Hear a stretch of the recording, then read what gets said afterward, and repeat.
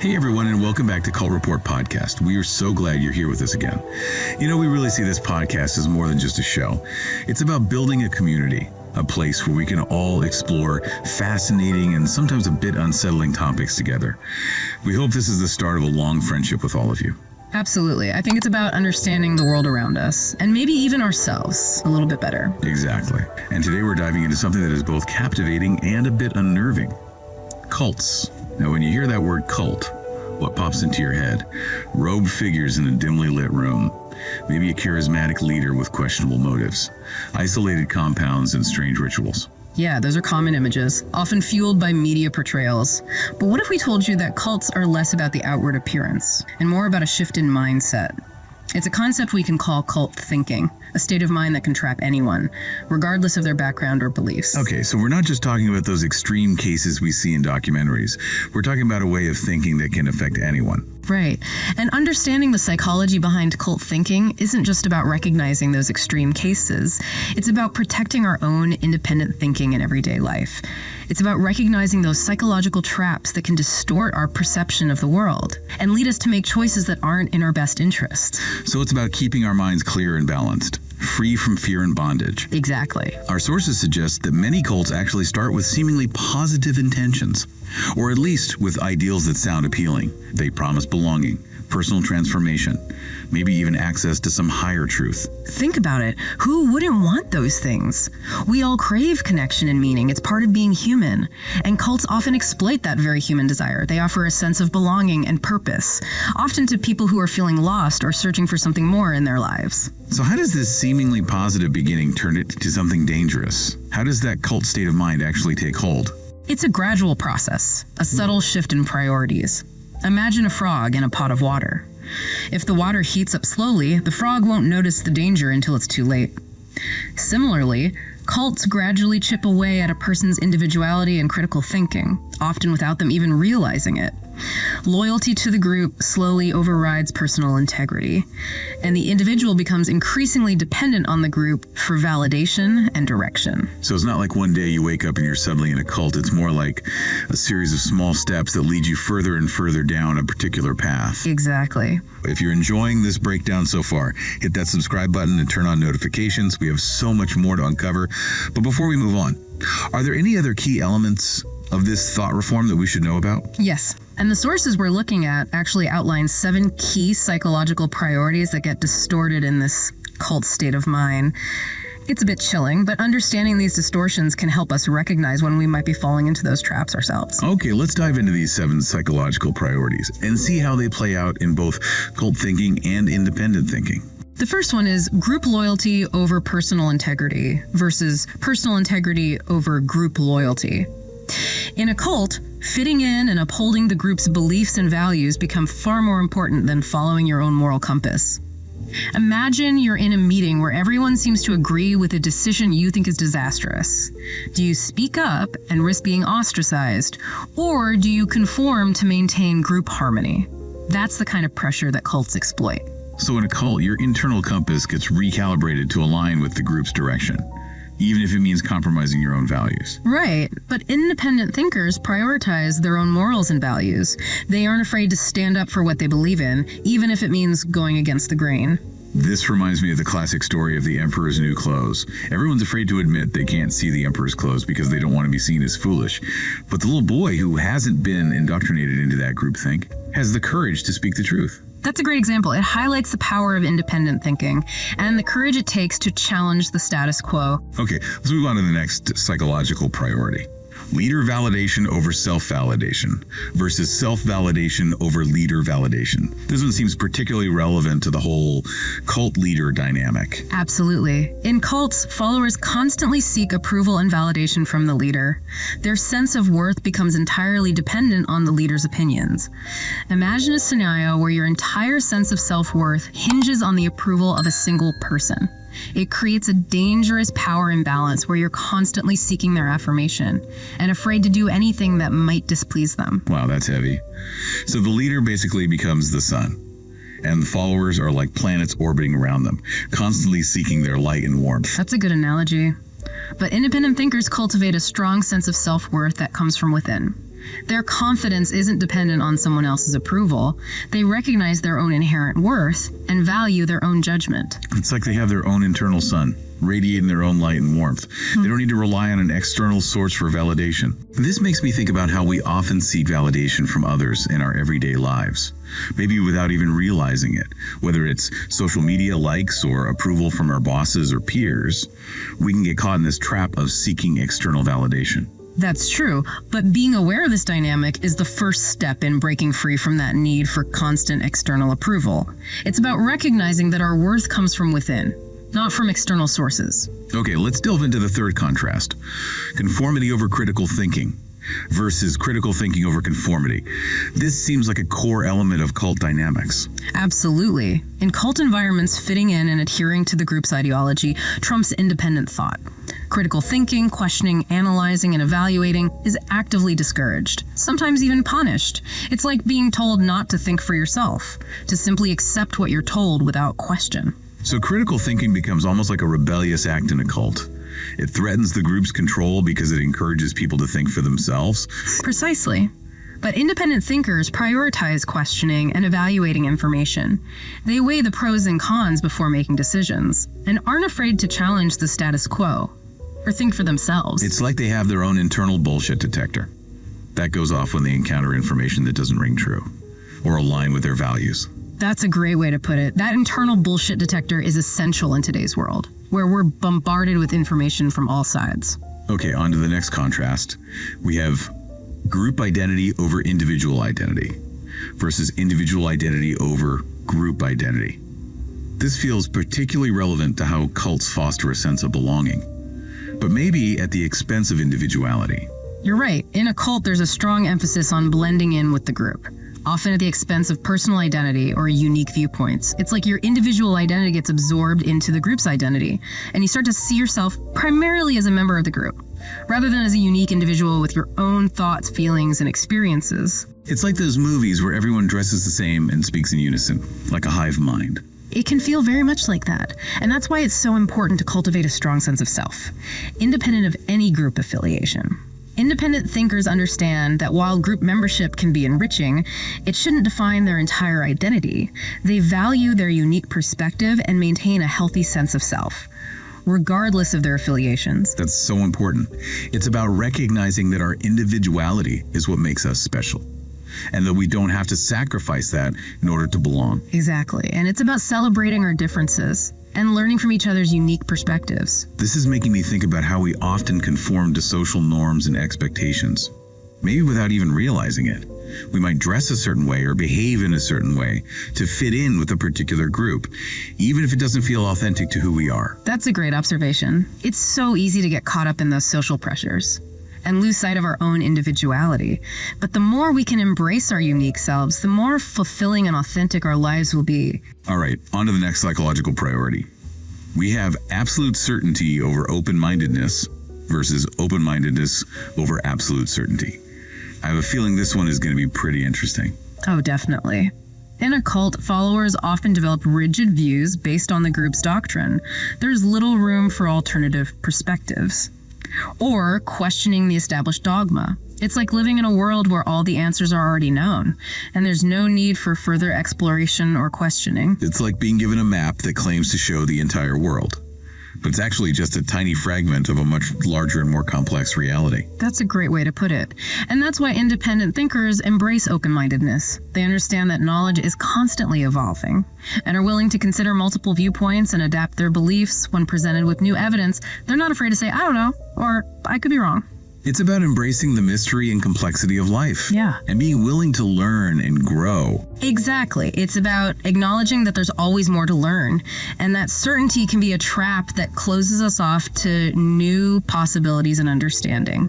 So the next time we find ourselves clinging to a belief with absolute certainty, maybe we should pause and ask ourselves, am I really open to other perspectives? Could I be wrong about this? Those are great questions to ask ourselves. It's about cultivating that intellectual humility and recognizing that we don't have all the answers. And that can be a really freeing experience. I love that. Being open to new possibilities and constantly learning. That seems like a much healthier and more fulfilling way to approach life. Okay, we're down to the last two contrasts in this list. Next up is fear of external threats over rational skepticism versus healthy skepticism over fear of external threats. This one feels particularly relevant to how cults isolate their members. You're spot on. Cults often foster a deep suspicion of outsiders or information that contradicts the group's beliefs. It's a classic us versus them mentality. The outside world is portrayed as dangerous and hostile, full of people who want to harm or deceive them. This creates a siege mentality where members feel like they need to constantly defend the group against outside forces. So anyone who's not part of the group is seen as a potential enemy or threat. Exactly. And this makes it very difficult for people to leave because they've been conditioned to fear the outside world. It's like they're living in a bubble, cut off from any information or perspectives that might challenge the group's narrative. Precisely. And that's why it's so important to cultivate healthy skepticism. Independent thinkers encourage questioning and discerning truth. Without automatically viewing others or differing beliefs as threats, they understand that the world is complex and that not everyone who disagrees with them is an enemy. So it's about being discerning, but not letting fear dictate our interactions with the world. Exactly. It's about evaluating information critically, asking questions, and forming our own conclusions without succumbing to paranoia or prejudice. I think this is so relevant to how we consume news and information today. It's easy to get caught up in fear-mongering headlines and to see the world as a dangerous and threatening place. It is, and that's why it's so important to be aware of our own biases and to seek out information from diverse sources. We need to be critical consumers of information and not just blindly accept what we're told, especially when it comes to things that trigger our fear response. I completely agree. Okay, we've arrived at the last contrast on our list. Self-sacrifice over self-preservation versus self-preservation over self-sacrifice. This one seems particularly concerning in the context of cults. In a cult environment, members are often expected to put the group's mission or the leader's demands above their own well-being or safety. Personal sacrifice is glorified, and questioning those demands is seen as disloyalty or selfishness. So their own needs and safety become secondary to the group's goals. It's like the individual becomes a tool for the group or the leader to use, regardless of the cost to the individual. That's a powerful way to put it, and it can lead to really harmful situations where individuals neglect their own health, finances, or even personal relationships in service of the group. Imagine being told to donate all your savings to the group, or to cut off contact with your family because they don't support the group's ideology. That's terrifying. It really highlights how cults can manipulate people's sense of loyalty and self-sacrifice. It does, but independent thinkers prioritize self-preservation while maintaining empathy and responsibility toward others. They have a balanced commitment to their own well-being. Without neglecting their responsibilities to their community, they understand that taking care of themselves allows them to better care for others. It's like the oxygen mask on an airplane. You have to put on your own mask first before you can help others. Exactly. It's about recognizing that you can't pour from an empty cup. And for our listeners, if you're enjoying the Call Report podcast, don't forget to subscribe and turn on notifications so you don't miss any future episodes. We've got some fascinating topics coming up that we can't wait to share. So this last contrast really drives home the dangers of cult thinking. It's one thing to be dedicated to a cause or a group, but when that dedication comes at the expense of your own well-being, that's a huge red flag. Absolutely. It's essential to have healthy boundaries and to recognize when our self-sacrifice is becoming detrimental to our well-being. Okay, we've just gone through these 7 key contrasts between cult thinking and independent thinking. It's been eye-opening to see how these different mindsets operate. But there's another psychological concept that plays a big role in how cults manipulate people: cognitive dissonance. Can you explain that a bit further? Cognitive dissonance is that uncomfortable feeling you get when you hold conflicting beliefs. Or when your actions don't align with your values. Let's say you believe in being environmentally friendly, but find yourself constantly buying single-use plastics. That clash between your beliefs and your actions creates cognitive dissonance. I see. And cults are masters at exploiting this discomfort. Exactly.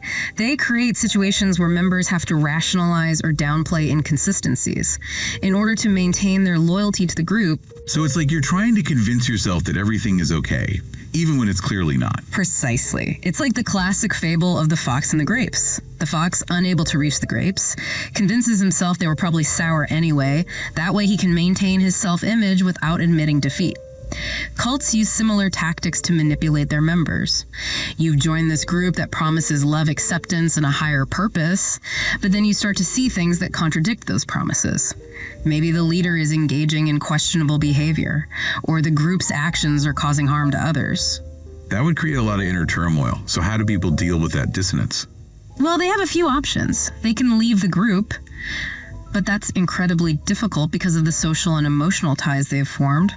Or they can try to rationalize the behavior or downplay the harm. Essentially, they convince themselves that everything is okay to avoid that uncomfortable feeling of dissonance. So they're trapped in this mental loop, trying to reconcile their beliefs with the reality of what's happening around them. Exactly. Cognitive dissonance is a powerful tool for cults. It allows them to control members' thinking and behavior by manipulating their need for consistency and belonging. It's such a subtle form of manipulation, but incredibly effective. It is, but just by being aware of cognitive dissonance, we can start to recognize those moments when we might be deceiving ourselves or rationalizing away red flags. Okay, so we've talked about these 7 psychological priorities and the role of cognitive dissonance. It's been a lot to take in, but I think it's helped us understand how cult thinking works on a deeper level. I agree. And it's important to remember that these are just broad categories, and there's a lot of nuance and complexity within each of these areas. That's true, but I think these contrasts give us a solid framework for understanding how cult thinking distorts our perceptions and priorities, even in more subtle ways that we might encounter in everyday life. Absolutely. And the more we understand these patterns, the better equipped we are to recognize them in ourselves and in the world around us. I'm really curious to hear your thoughts on how we can apply this knowledge to our own lives. How can we use what we've learned about cult thinking to protect our independence and critical thinking in a world that's constantly trying to influence us? It's not just about those extreme cases we see in the news.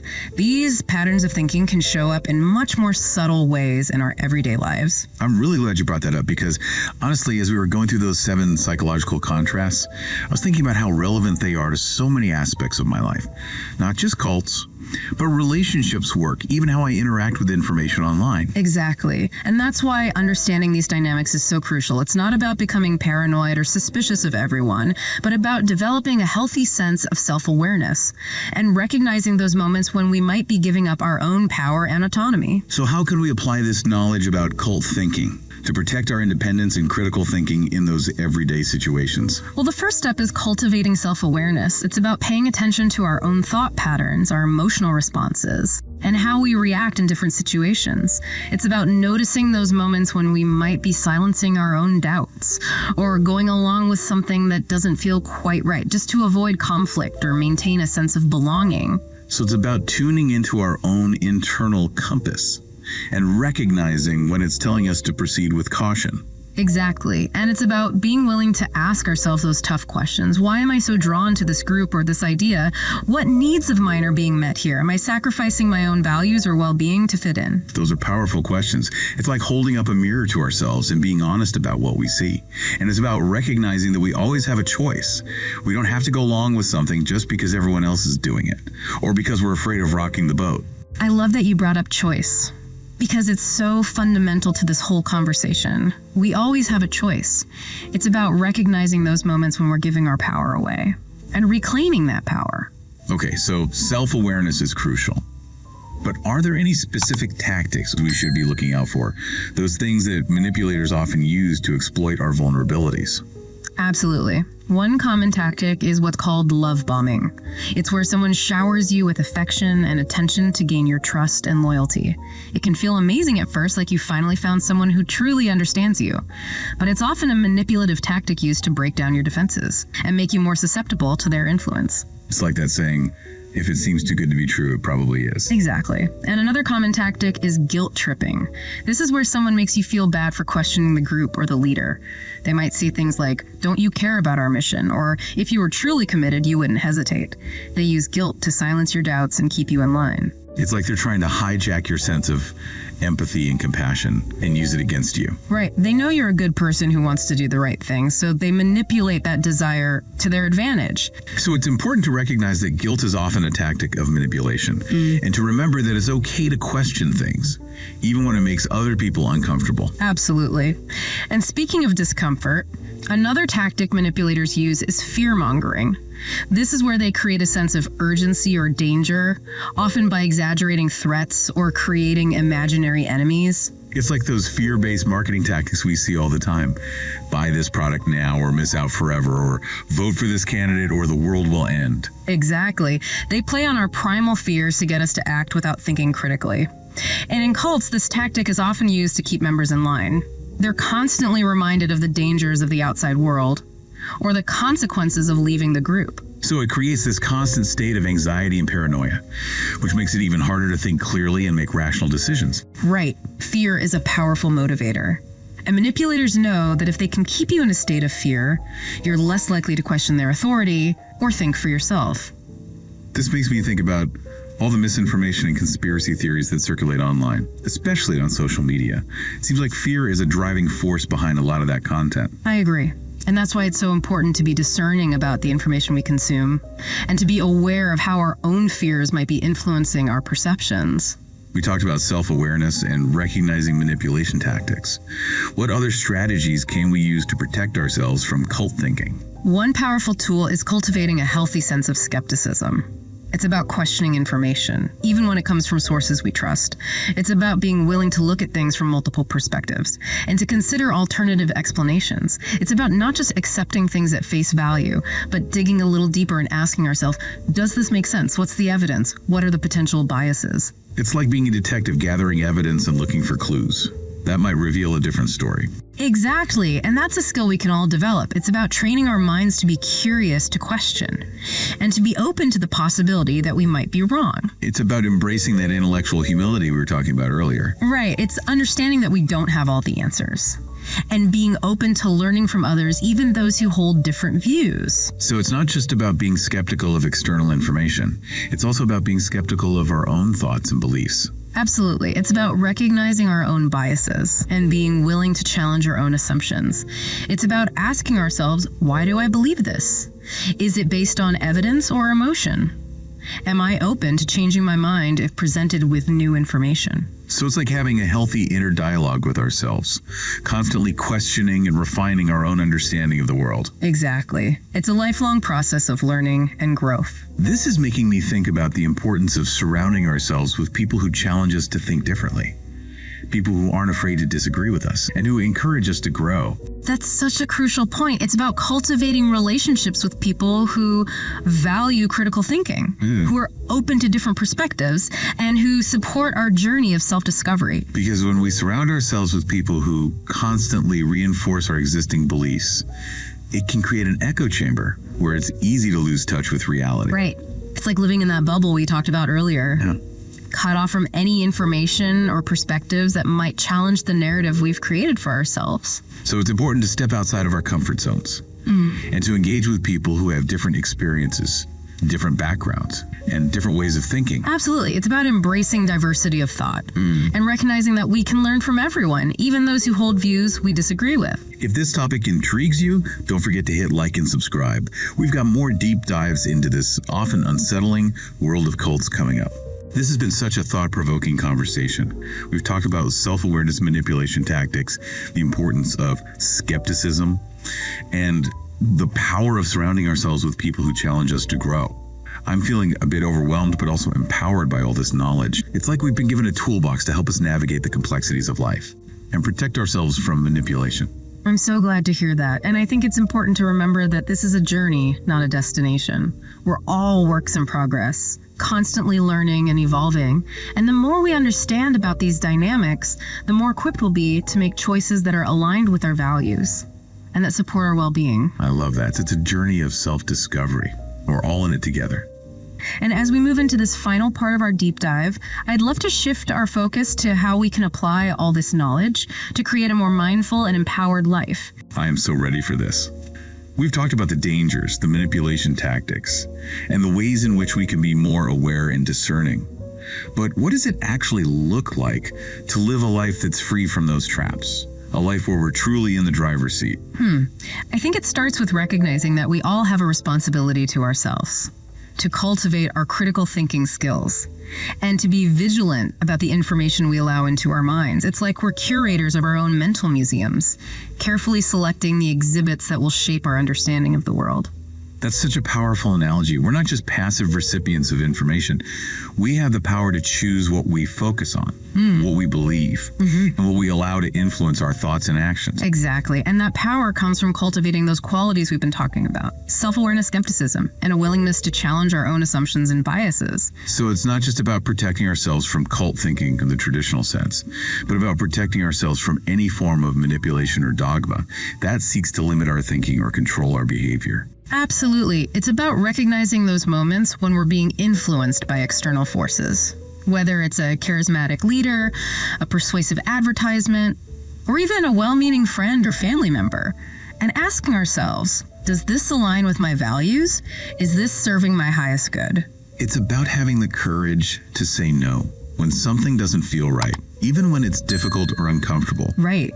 And it's about remembering that we're not alone in this. There's a whole community of people out there who are committed to living authentic and empowered lives, people who value critical thinking, and who are willing to support each other on this journey. That's the beauty of having conversations like this. It's a reminder that we're all in this together, learning and growing and supporting each other along the way. I couldn't agree more. And as we wrap up, I want to leave our listeners with one final thought.